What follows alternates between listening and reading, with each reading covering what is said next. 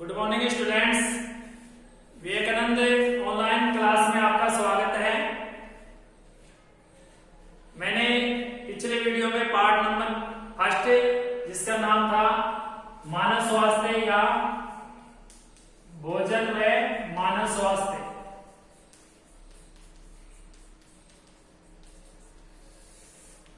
तो इसमें मैंने सभी पॉइंट पढ़ाए हैं। अब इसके बाद में जो अपना अगला पॉइंट है वो है जल, वाटर।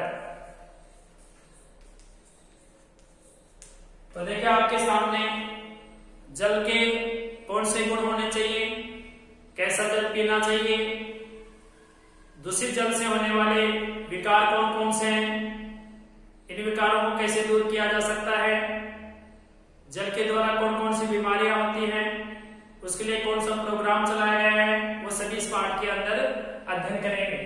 तो देखिए सबसे पहले ही जल है तो कल है, ये धारणा है। दूसरा है जल ही जीवन है। परीक्षा में आ सकता है जल ही जीवन है, कैसे समझाइए, जल है तो कल है कैसे समझाइए। तो यहां पर सबसे पहले हम लेते हैं कि आदर्श जल के या शुद्ध जल के लक्षण कौन कौन से होते हैं। आदर्श जल के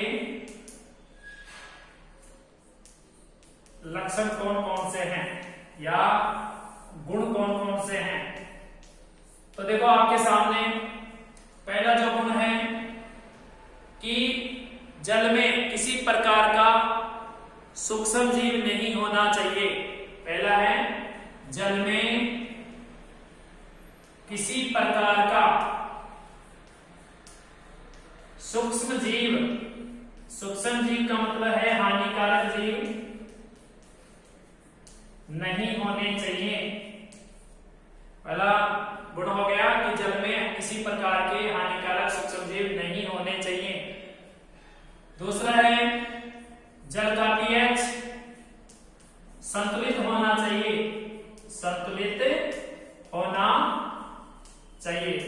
तो देखिए संतुलित का मतलब यहां पर हो गया कि आपके सामने कितने पीएच के जल को हम शुद्ध मान सकते हैं। तो आपके सामने देखो पीने योग्य जो जल होता है उसका पीएच कितना होता है, तो पीएच 7 से 8 जो होता है वो पीने योग्य जल का पीएच माना जाता है। तो आपके सामने जल का पीएच संतुलित होना चाहिए। तीसरा है जल में किसी प्रकार के जीवाणु, शैवाल नहीं होने चाहिए। इसी के अंदर हम बता सकते हैं जल के अंदर विभिन्न प्रकार की औषधियां नहीं होनी चाहिए, खराब औषधियां होती है वो नहीं होनी चाहिए। चौथा जो आपके सामने है कि जल रंगहीन होता है। तो आपके सामने देखो जल, इसके गुण कौन से हैं। जल में किसी प्रकार का हानिकारक सूक्ष्म जीव नहीं होना चाहिए, जल का पीएच संतुलित होना चाहिए। जैसे मैंने बताया कि पीने योग्य जल का पीएच कितना होना चाहिए, 7 से 8 होना चाहिए। जल में किसी प्रकार के जीवाणु, शैवाल, प्रोटोजोआ आदि नहीं होने चाहिए। जल में किसी प्रकार की औषधि मिलावट नहीं होनी चाहिए। और जल जो हमारे सामने है वो रंगीन है, तो जल को हमें साफ रखना अनिवार्य है या साफ रखना चाहिए या साफ जल हमें पीना चाहिए। ठीक है, तो ये आपके सामने इसके गुण हैं। अब आते हैं कि दूषित जल सेवन करने से कौन कौन से प्रभाव उत्पन्न होते हैं। दूषित जल सेवन करने से मानव के शरीर पर कौन से प्रभाव पड़ते हैं, कौन से विकार उत्पन्न होते हैं। तो देखिए आपके सामने कि दूषित जल सेवन करने से निम्न विकार या दुष्प्रभाव उत्पन्न होते हैं। पहला है दूषित जल सेवन करते हैं तो अनेक बीमारियां हो जाती हैं, अनेक बीमारियां हो जाती हैं। तो आपके सामने वो दूषित जल सेवन करने से अनेक बीमारियां हो जाती हैं, जैसे आपके सामने है हैजा, टाइफाइड, ऐसी बीमारियां हो जाती हैं।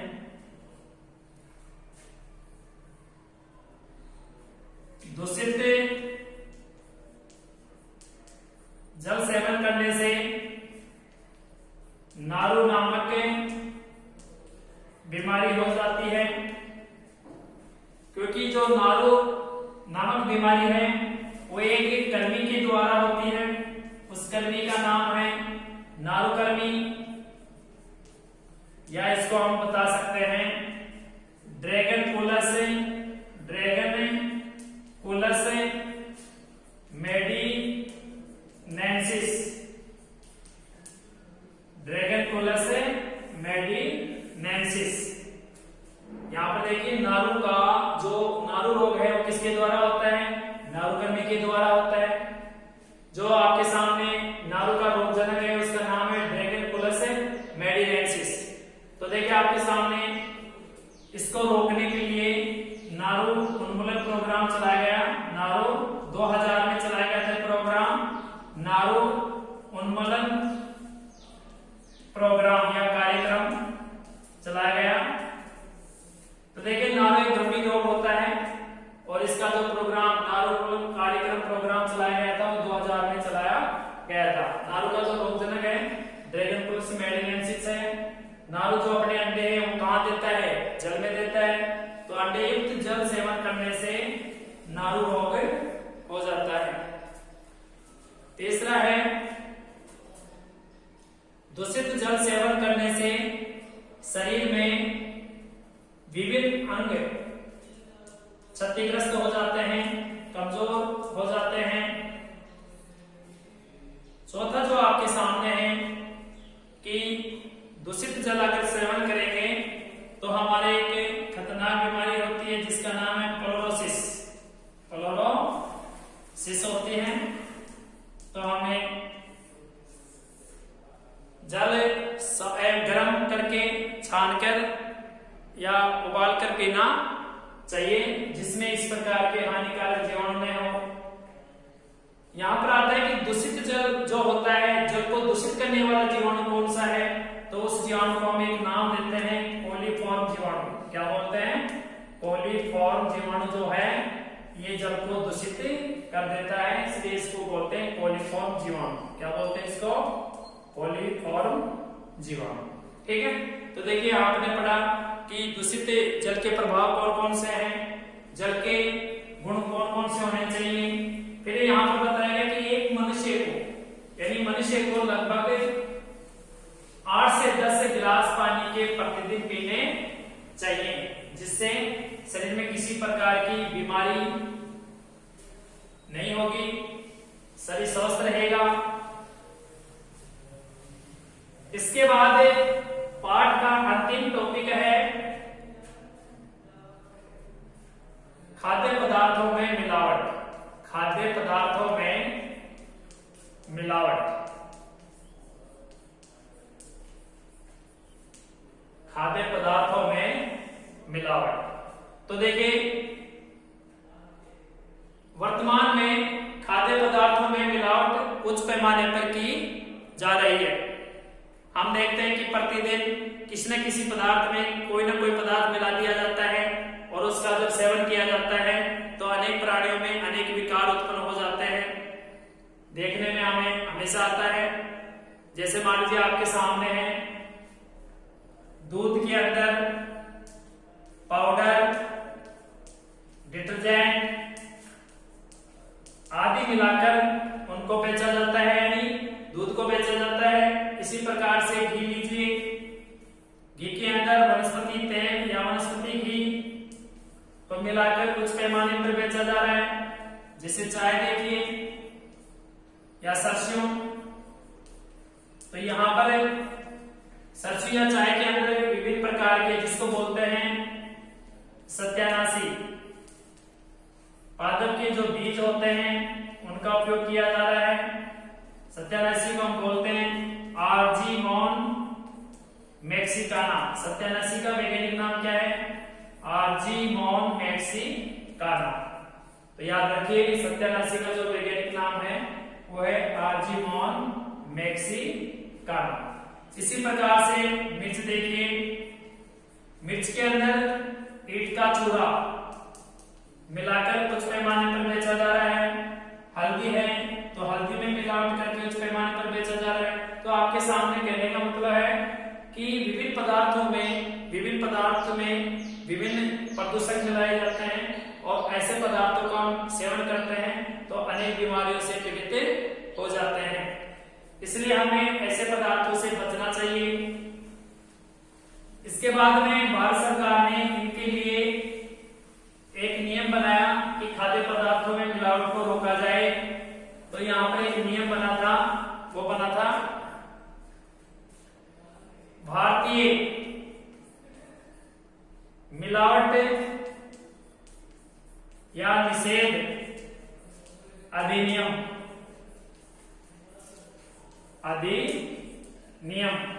यानी ये जो आपके सामने है भारतीय मिलावट या निषेध अधिनियम जो आपके सामने है ये बना था 1955 में बना था। इसमें बताया गया था कि ये जो कानून है लगभग 65 प्रकार की जो मिलावट होती है, 65 प्रकार की जो मिलावट होती है उनके ऊपर कार्य करता है। यानी 65 प्रकार की मिलावट करने वाले को भी पकड़कर उसे सजा दे सकते हैं। ऐसे प्राणी को सजा देनी चाहिए, लेकिन यहाँ पर हमारा जो कानून है वो लचीला है, इसलिए मिलावट करने वाले प्राणी कुछ समय के लिए दंडित होकर मुक्ति पा लेते हैं। हमारे भारत देश में मिलावट के प्रति कठोर कानून बनना चाहिए जिसे बड़ी से बड़ी सजा दी जाए, लेकिन यहाँ पर कानून लचीला होने के कारण कुछ समय के बाद में मुक्त कर दिया जाता है। इसलिए खाद्य पदार्थों में मिलावट तेजी से हो रही है। तो देखिए स्टूडेंट, ये जो अपना चैप्टर है भोजन और मानव स्वास्थ्य 4 नंबर का चैप्टर है, इसमें पूरा जो कंप्लीट चैप्टर हो गया है इसमें मैंने आपको पढ़ाया है। देखिए सबसे पहले पढ़ाया मैंने संतुलित असंतुलित भोजन। क्या नाम है? संतुलित और असंतुलित भोजन। इसके बाद में मैंने आपको पढ़ाया है इसके अंदर कुपोषण। कुपोषण में हमने पढ़ा था कि कुपोषण 3 प्रकार का होता है। एक को बोलते हैं विटामिन कुपोषण, दूसरे को हम बोलते हैं खनिज कुपोषण और तीसरे को बोलते हैं प्रोटीन कुपोषण। यानी 3 प्रकार के कुपोषण होते हैं, विटामिन, खनिज और प्रोटीन। फिर हमने पढ़ा है कि प्रोटीन कुपोषण से कौन से 2 विकार होते हैं, कवासी और गौर। इसके बाद दूसरा है मैरस्मस। तो देखिए इसमें बच्चे का पेट बाहर आ जाता है। मैरस्मस रोग में हाथ और पैर होते हैं वो पतले और दुर्बल हो जाते हैं, ये हमने सब पढ़ा है। तीसरा जो आपके सामने था रक्तदाब था। रक्तदाब क्या है? रक्तदाब का मान कितना है? रक्तदाब कितने प्रकार का होता है? उनके लक्षण क्या हैं? और रक्तदाब किस कारण से बढ़ता है? ये सभी हमने इसमें पढ़ा है। इसके बाद में चौथा जो बिंदु हमने पढ़ा इसमें मोटापा। क्या पढ़ा है इसमें? मोटापा कैसे बढ़ता है? 5वां आपके सामने पढ़ा है इसमें विटामिन, तंबाकू, अफीम, अल्कोहल सेवन के दुष्प्रभाव, ये भी इसमें पढ़ा आपने। इसके बाद में छठा जो आपके सामने है वो है अन्य पदार्थ, जिसमें मुख्य रूप से बात की गई थी LSD, लाइसर्जिक डाइमिथाइल एमाइड। सातों जो था जल के गुण प्लस दूषित जल के प्रभाव, दूषित जल के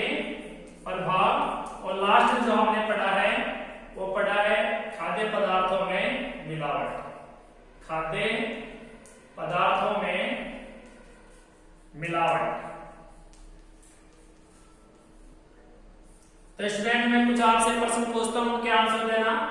पहला जो आंसर आपके सामने है कि स्वस्थ मानव का रुधिर दाब कितना होता है। स्वस्थ मानव का रुधिर दाब कितना होता है। पहला क्वेश्चन है स्वस्थ मानव का रुधिर दाब कितना है। दूसरा जो प्रश्न है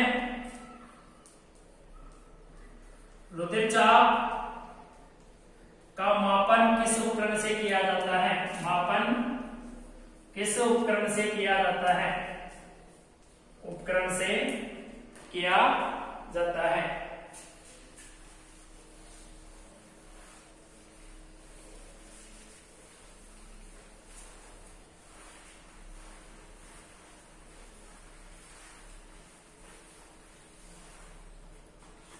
किस उपकरण से किया जाता है। इनके आंसर देने आपको, किस उपकरण से किया जाता है।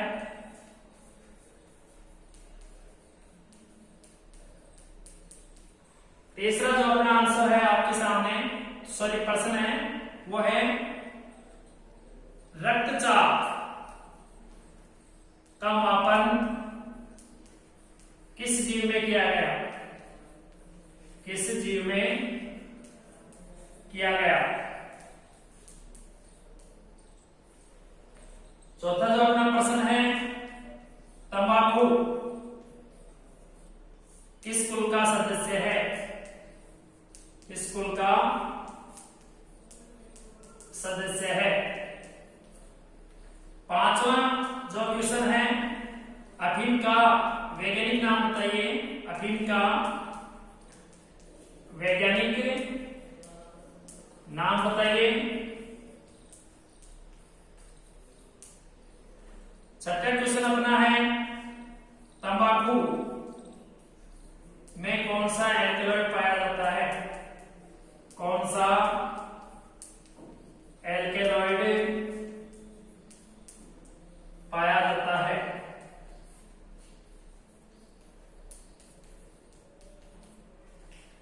इसके बाद प्रश्न संख्या 7 है अफीम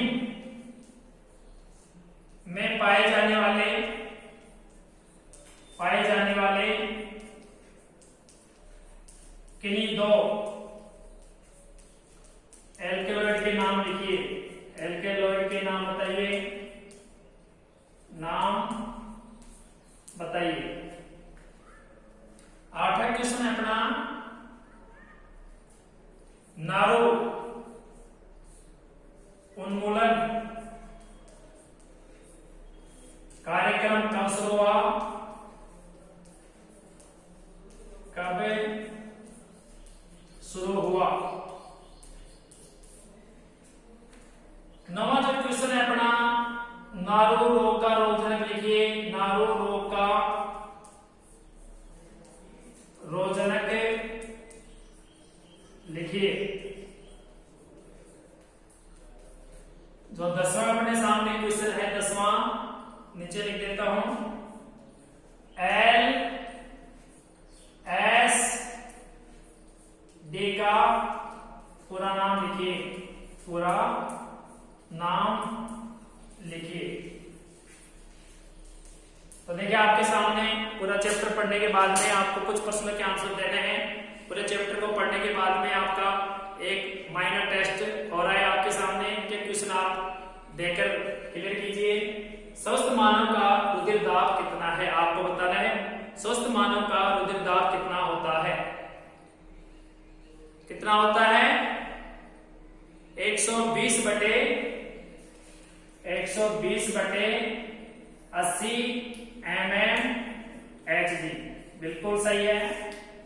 दूसरा है रुधिर चाप का मापन किस उपकरण से किया जाता है।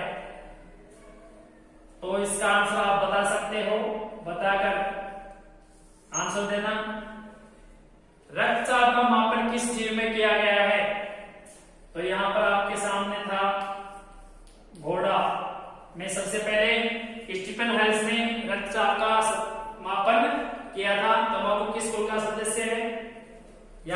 बताना है। अफीम का वैज्ञानिक नाम क्या है? पेपेवर सोमनीफेरम, बिल्कुल सही है। तंबाकू में कौन सा एल्कलॉइड पाया जाता है? तो यहाँ पर है निकोटीन एल्कलॉइड पाया जाता है। निकोटीन बिल्कुल सही है, जिसकी मात्रा 7 से 8% होती है। अफीम में पाए जाने वाले किन्हीं दो एल्कलॉइड के नाम लिखिए। तो आपको दो एल्कलॉइड के नाम बताने हैं जो अफीम में पाए जाते हैं। नारो उन्मूलन कार्यक्रम कब शुरू हुआ? इसका भी आंसर आपको बताना है, बिल्कुल इजी है। और नारो रोग का रोगजनक कौन सा है, उसको भी हमें आगे बताना है। एलएसडी का पूरा नाम क्या है वो आपको बताना है। जिन प्रश्नों के आंसर मैंने नहीं दिए वो आप बताकर उनको कमेंट बॉक्स में लिखिए सभी आंसरों को। तो मैंने यहाँ पर आपको कुछ प्रश्न बताए हैं जो परीक्षा के अंदर पूछा जाता है। ये 2017 में पूछा गया है। और रक्तचाप का मापन किस उपकरण से किया जाता है? ये 2017 में पूछा गया है। 2018 में पूछा गया है कि रुधिर चाप का मापन किस उपकरण से किया जाता है। ठीक है, धन्यवाद।